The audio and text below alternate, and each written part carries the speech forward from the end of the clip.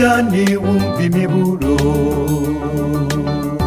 Laodokiyani twebwe tubwirwa.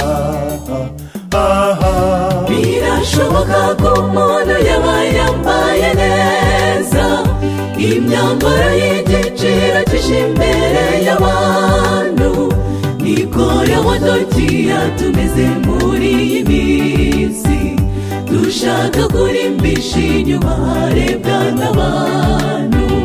Nyamara kwambara neza si ikibazo, tubyumve, kwisukura tuje mu nzu y'Imana birakwiye, ariko tumenye umwambaro Imana ishaka, kandi ari wo w'agaciro mu maso y'Uhoraho.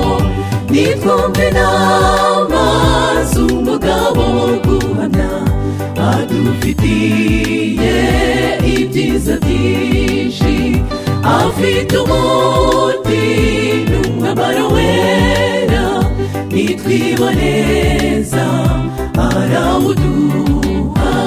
Nitwumve inama z'umugabo wo guhamya, adufitiye ibyiza byinshi, afite umuti n'umwambaro wera, nitwiboneza arawuduha.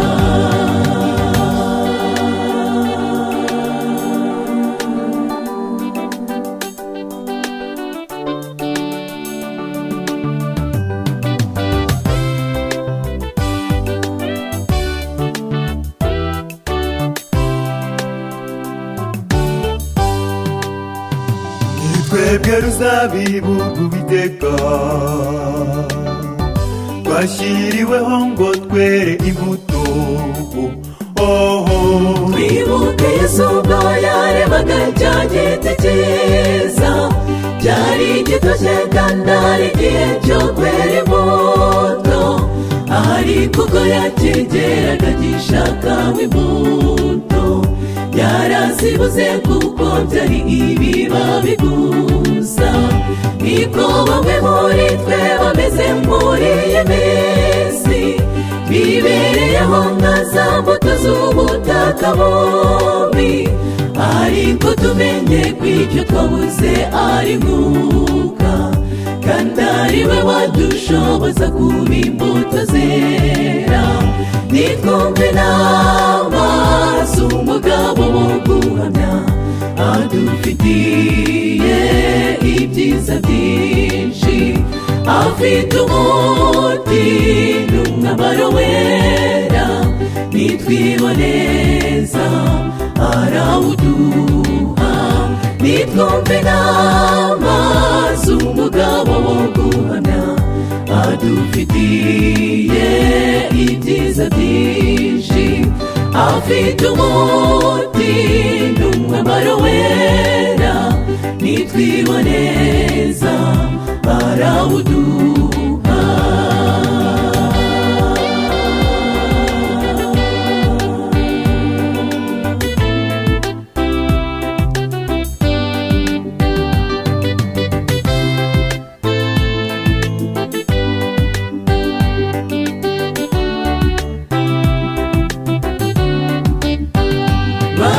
Igihe umaze winjiye mu itorero, ibyangombwa byose wagombaga warabihawe.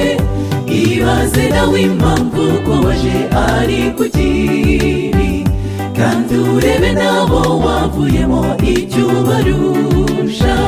Niba ibyo bakora nawe uyu munsi ari ibyo ukora, ariko mu itorero rwose bakakwemera, kubw'ibikorwa byinshi ukora bigora benshi. Imirimo idafite ukwizera nawe izakiza. Nitwumve inama z'umugabo wo guhamya, adufitiye ibyiza byinshi, afite umuti n'umwambaro wera, nitwiboneza arawuduha. Nitwumve inama z'umugabo wo guhamya, adufitiye ibyiza byinshi, afite umuti n'umwambaro wera, nitwiboneza arawuduha, nitwumve inama z'umugabo wo guhamya, adufitiye ibyiza byinshi, afite umuti n'umwambaro wera, nitwiboneza arawuduha.